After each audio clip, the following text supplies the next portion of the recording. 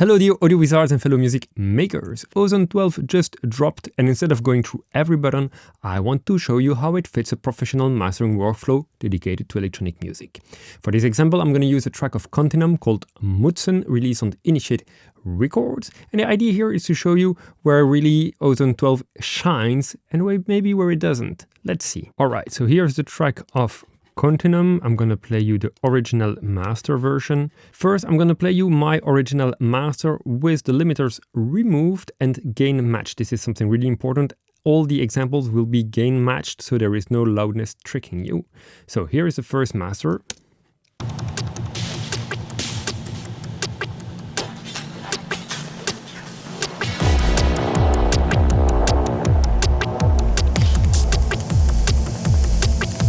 And here is the version done by the Ozone Assistant AI.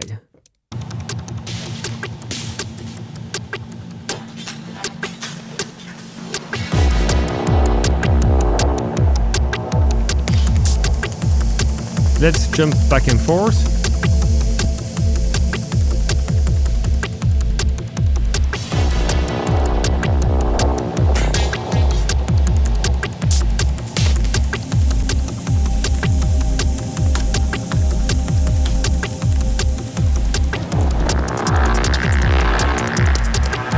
So first thing we can say here is that it is making a pretty decent job. The thing is, I use for this example the Techno profile inside the AI tool. And this is where the first big difference is noticeable between Ozone 11. Whatever I was doing before, all those profiles were always way too harsh, while finally now we have something that is more respectful for this genre's loudness curves. So the tonal balance fits much better to what techno music is about. So this is a first big up to Isotope guys. This is much better, and it's finally usable. The assistant was not usable at all. I mean, the EQ curve weren't usable at all. Even this EDM style was way too bright and way too harsh for deep techno or average techno music. So that's the first good point. Now, even if they have those clarity modules and all those automatic EQing, they are still missing some muddiness and some resonances. Let's get back to the project and let's listen to the low mid area.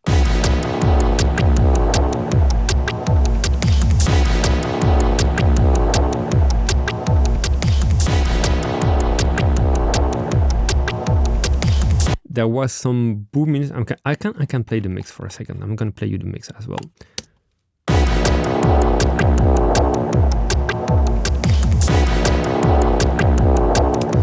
You hear there is something a bit boomy,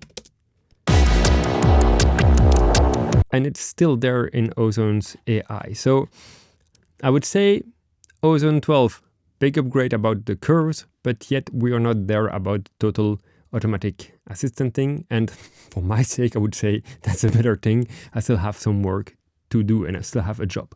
But so let's dive in what is really interesting into Ozone 12. So we have the impact module, which is multi-band compressor.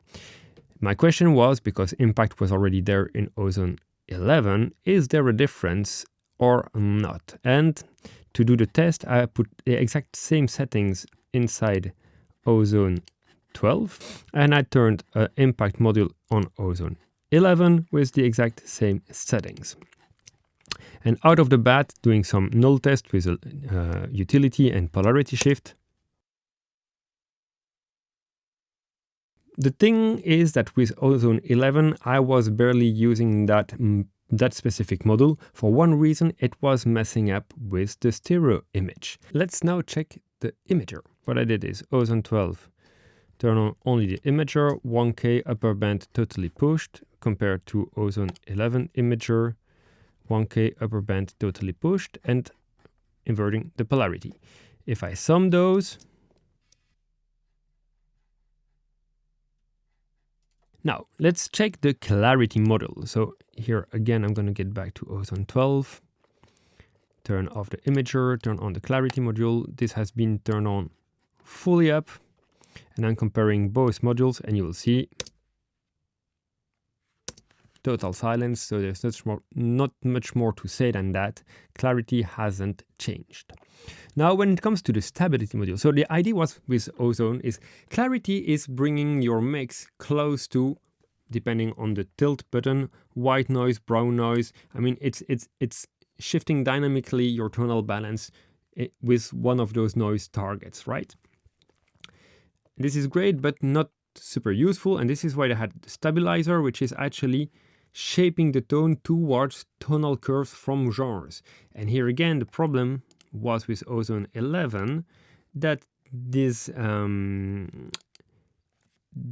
curves were not totally correct. They were just a few ones, and they were not working for my case in the type of music I'm mastering. So now with those new curves, this is working much better. Now, will it be really useful? The thing is, as soon as you push things, well, as soon as you push things,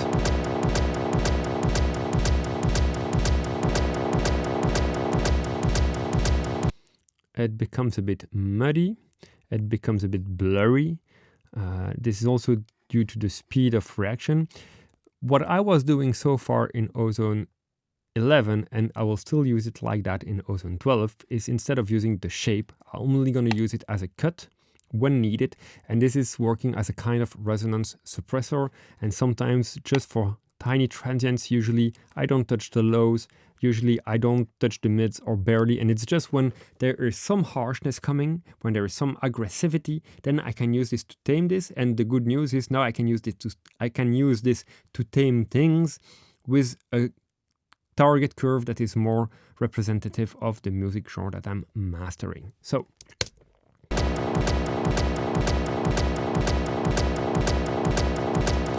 let's listen for a longer extract.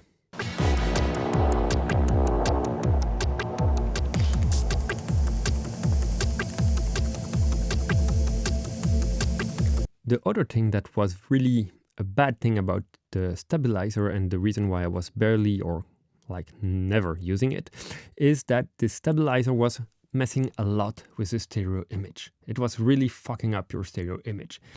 Let's pay attention now to the stereo image when I turn it on and off. And on purpose, I'm going to push it to the max. This is just for the sake of the example.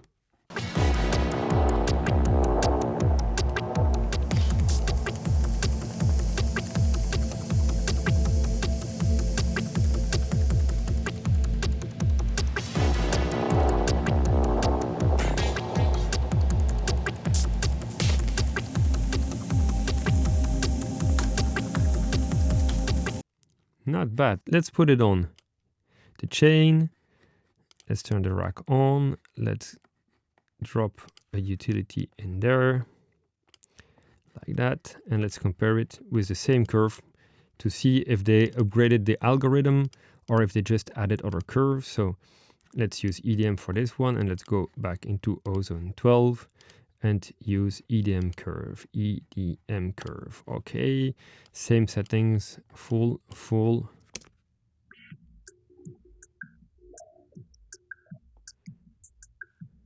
So the algorithm has been changed. So my guess is that they felt there was some room for improvement here and that it has been improved. Time will tell. I didn't work long enough with Ozone 12 to tell you, but for me, the good things are those 2 points. New curves that are at least now usable, and a stereo image thing that is more respectful of the original content. The thing now I want to show you in Ozone 12 is the limiter, the maximizer. So there has been a lot of fuss about Ozone 12 new maximizer mode. Is it really better? That's the question, right? Well, let's see.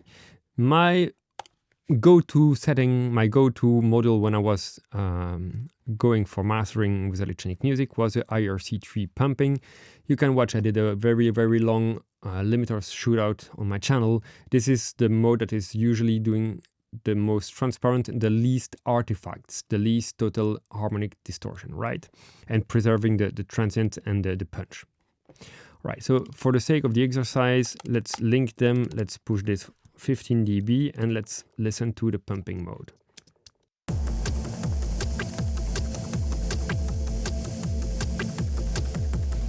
pretty gritty. We hear a bit of the added distortion.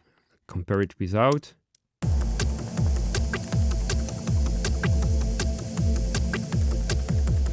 Here we have clarity, right? We lose this clarity. We also feel the pumping, so I'm going to adjust the speed until I get something that feels right in terms of timings, right?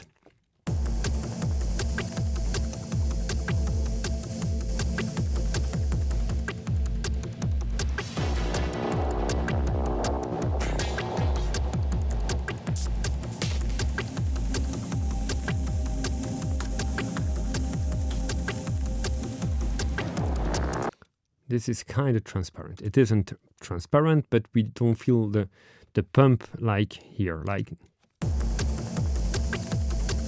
here we lose the groove.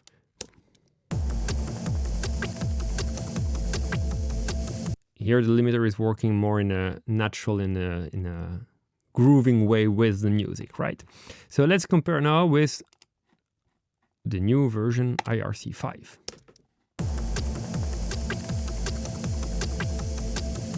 And for this example, even to make it easier to hear, I'm going to duplicate that one here, IRC5, and here IRC3. This one, I'm going to load it up.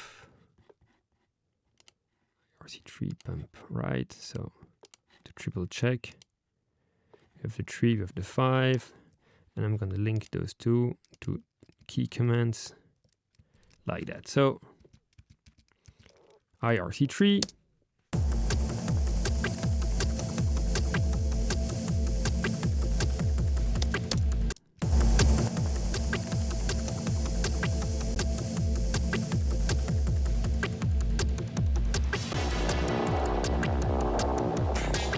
so definitely there is an improvement in terms of harmonic distortion. The IRC5 mode is more transparent, but we lose this punch.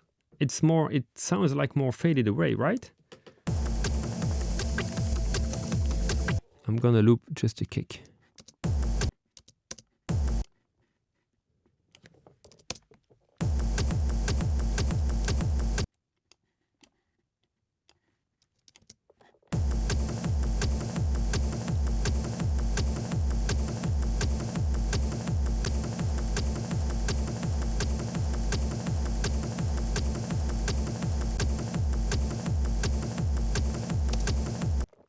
There is some kind of beefiness, of compactness we had with IRC3 limiter. We kept with IRC3 limiter. Let's compare to the original, right?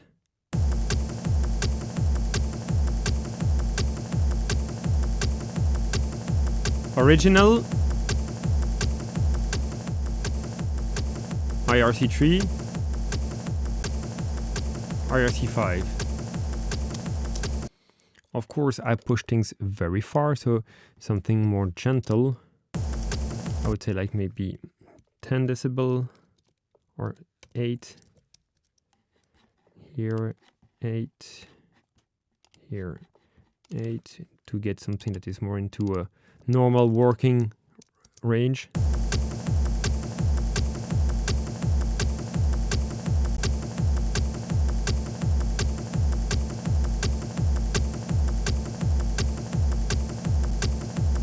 Yeah, there is something more transparent, yes, but we lose some presence. Let's compare original IRC3 or IRC5. Original,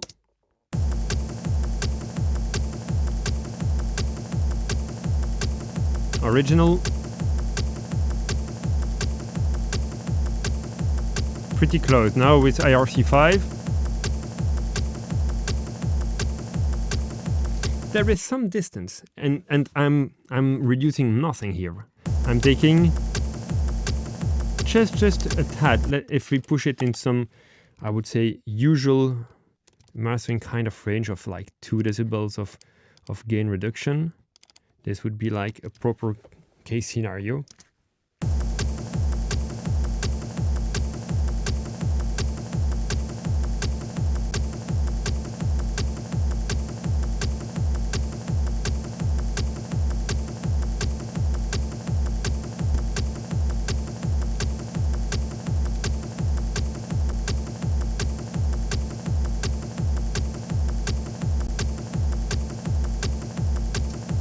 there is something. It's not crazy, but so yeah, upgrade, new mode, but for my case, not so sold about it. Lastly, there is one thing that is really nice and that I used already once in a mastering recently.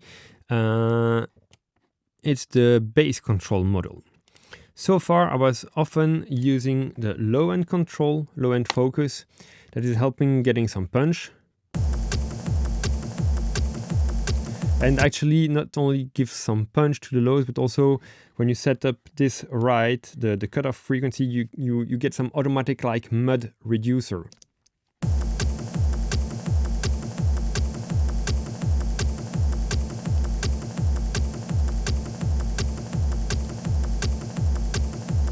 You hear how this area gets more open. It's like I would do some little EQ dip. Without doing the EQ dip, it's dynamic, but it's working.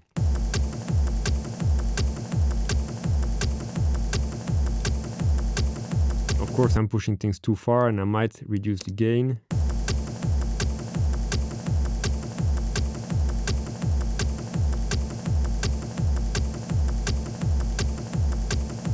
So this is nice. It's making the low end more compact, reducing a bit of the muddiness. This is something that I'm using a lot of times. But this was the only tool that was there so far to treat the low end. And now they added, and this is great, the bass control. And bass control module is something that allows you to control at the same time the punch and the decay.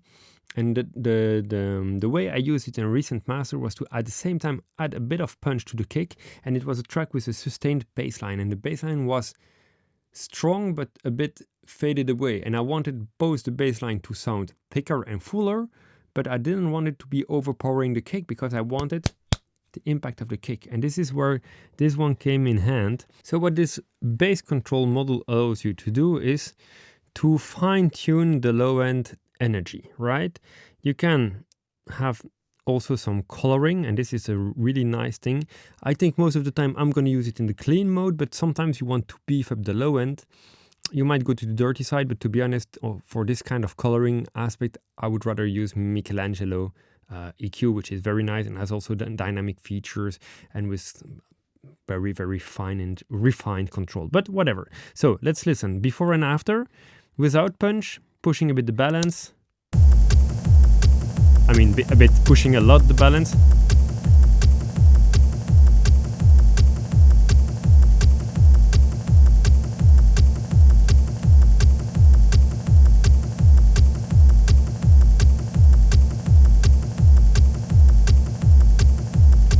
You feel how this is taking away or adding energy, but in a very delicate way.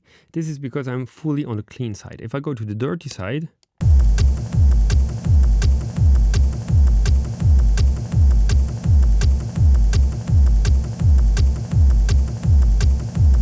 it feels thicker, right? Clean,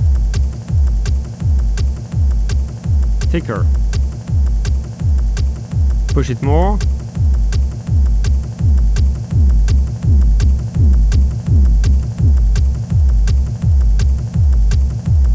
I can also reduce.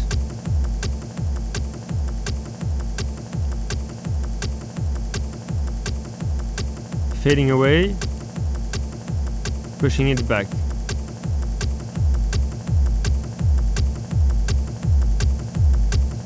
And the nice thing is you have this indicator which is linked to the balance curves, but here again I wouldn't pay too much attention to that. And then you can also like boost the sustained part, but you also can control the peaks.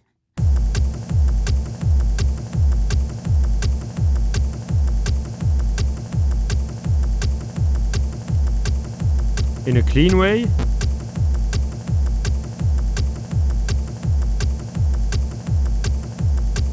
Or dirty.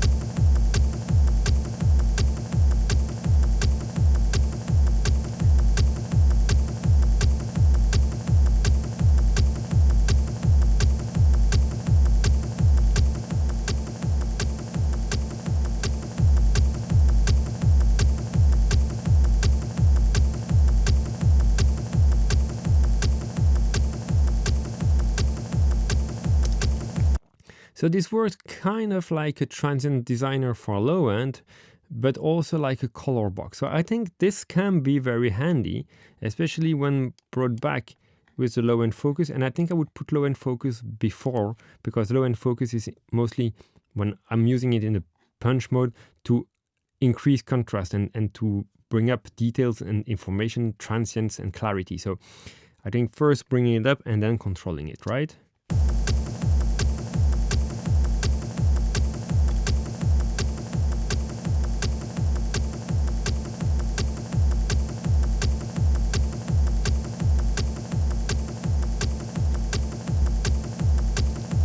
You feel how it thickens up the low end, and at the same time it's adding punch. And this is something very important, because many modern masters done by too many people are just like squashing things, putting a limiter and turning everything down until you get to the loudness target, but you lose all the punch. And loudness without punch, as I said in another video, is lost loudness. It means nothing. With these tools, you can actually get control over the low end, and you can also increase the punch. You can get something that is louder and more punchy.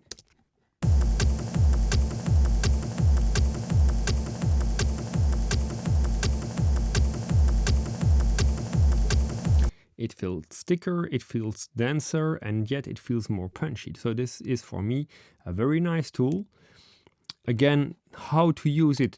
I think on my side, I'm going to mostly be more on the clean side, maybe controlling a bit the peaks, adding a bit of flavors on those peaks, like getting to this kind of 1176 kind of territories that rounds up and distorts a bit, like you could also have with a clipper, you know, when you shave off transient, but it's adding a bit of that grit, might be useful. Not too much dirtiness, because again, for me, mastering is about small moves and gentle controls, not messing up things. But this is a nice addition. So long story short, in my opinion, Ozone 12 has been quite some upgrade for mastering electronic music, thanks to the updated curves. The bass control module, the curves are helping for electronic music. So I hope this was helpful. I hope it will help you push your music to new height, and I hope to see you soon in another video. If you like this, little like, subscribe, and see you soon. Bye bye.